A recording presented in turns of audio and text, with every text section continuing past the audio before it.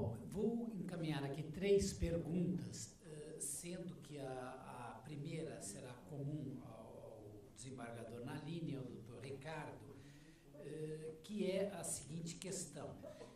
Como o senhor vê o ponto de vista do ministro Marco Aurélio, que entende ser a união, a figurar no polo passivo de ações como a da indústria do cigarro e não as empresas?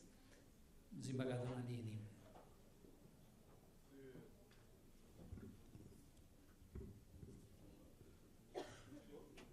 Sucinto e rápido, eu vejo que o polo passivo deveria ser ocupado em solidariedade por ambos, né? O governo, porque nós temos o governo, porque ele é um servo do povo. Aqui no Brasil, há pouco nós conversávamos, nós ainda temos uma visão imperial das coisas, né? Toda rainha disso, mãe do PAC, rei do futebol, etc. Então é tudo uma coisa um pouco... Mas a gente precisa inverter essa equação, né? O governo é um empregado, eu sou empregado do povo, acho que o povo é um patrão muito leniente, não me cobra muito. Então nós temos que fazer sim com que o governo seja eficiente, que ele só permita o funcionamento de empresas e que permita o livre empreendimento, mas dentro de algumas coordenadas, de algumas regras, né? Não pode ser o capitalismo selvagem também, como se poderia pensar. E então, numa lide dessas, eu acho que ele tem que ser responsabilizado também, não isentar o empresário. Então, eu colocaria no polo passivo empresa e união, se essa é a questão. Exatamente essa, então peço ao doutor Ricardo que responda essa mesma questão, por favor. Esse debate é interessante. Eu acho o contrário, exatamente o contrário. Eu acho que a liberdade individual da pessoa de fumar impõe a ela própria o ônus de arcar com a consequência da sua decisão. Se ele é hipossuficiente a ponto de não ter... Nós achamos que ele não teve consciência de escolher o seu próprio cigarro, ele provavelmente também não teve consciência de escolher uma série de outras coisas. Então, ele devia ser inimputável para tudo. A minha opinião é que nós estamos vivendo um jogo de faz de conta. Naquilo que convém ser responsável e autônomo, ele diz, não, eu decido por mim mesmo. Naquilo que ele é conveniente dizer, eu fui enganado, sou um débil mental, então agora eu quero a tutela do Estado. Eu tenho visto isso em diversos campos. Estou vendo aí na questão do índio, quer dizer, é engraçada essa questão do índio. Ontem eu li um jornal, o índio quer ser índio para aquilo que convém. Aí no dia seguinte ele monta numa pajeira, liga o celular e vai buscar remédio de graça do governo federal. Escuta, vai ser índio, vai caçar. Quer dizer, então, essa falta de coerência está tornando esse país inviável.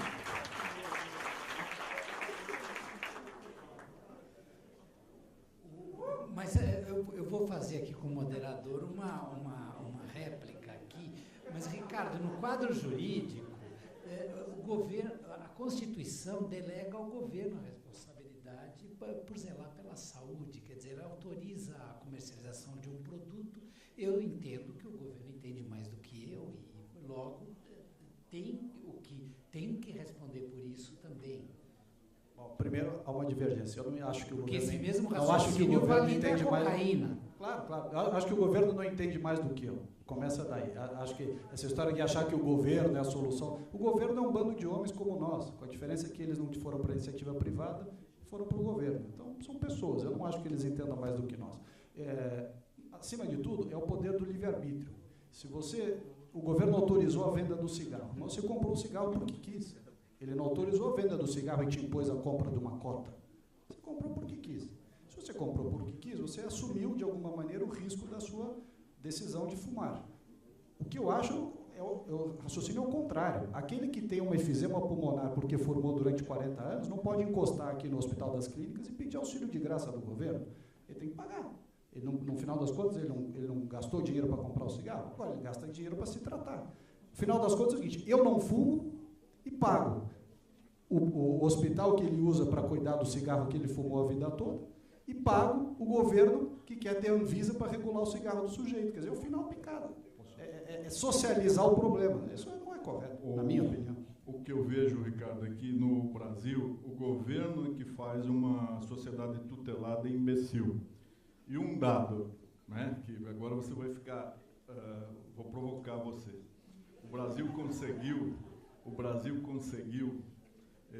em 200 anos, ter o dobro das faculdades de direito que existem em todo o resto do mundo. Nós temos mais faculdades de direito do que todo mundo junto, todos os planetas. Veja, nos Estados Unidos são 170 faculdades, há 200 anos são as mesmas.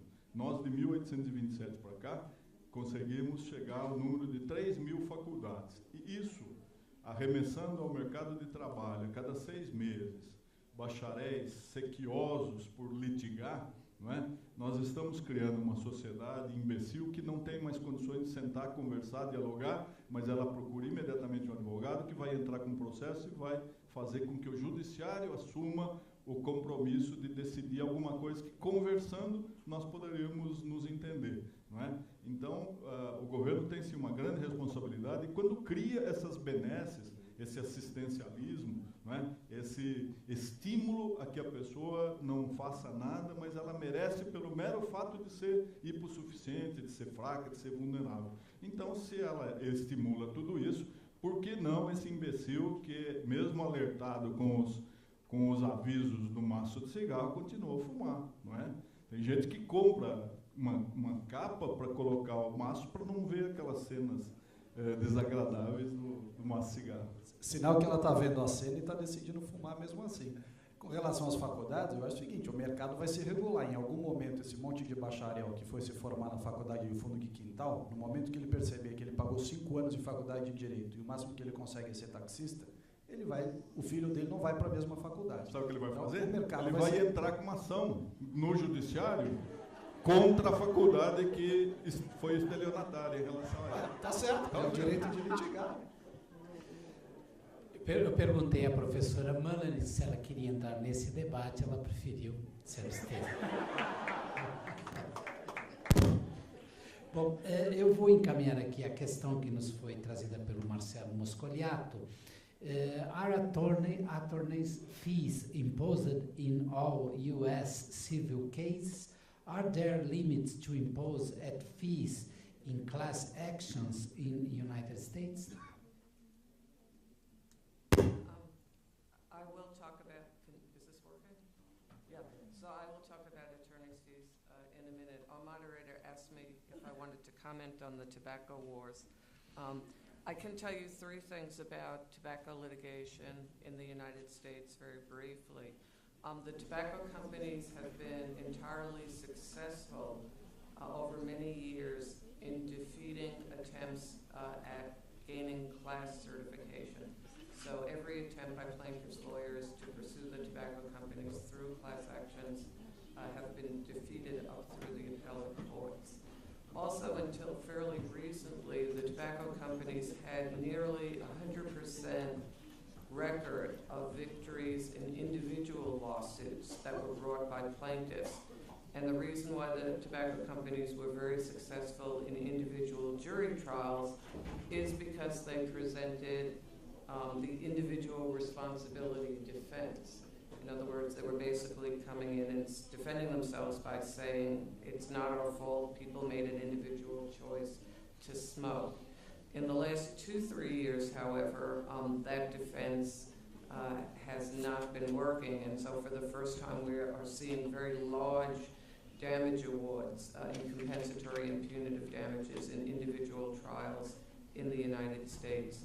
And the third piece of the puzzle, and I think it weighs in fairly in this debate, is that the tobacco companies did reach a very, very large settlement with the state's attorney generals in the United States to make ongoing payments to state governments for the cost to state governments for paying out medical benefits to people who were suffering tobacco-related injuries.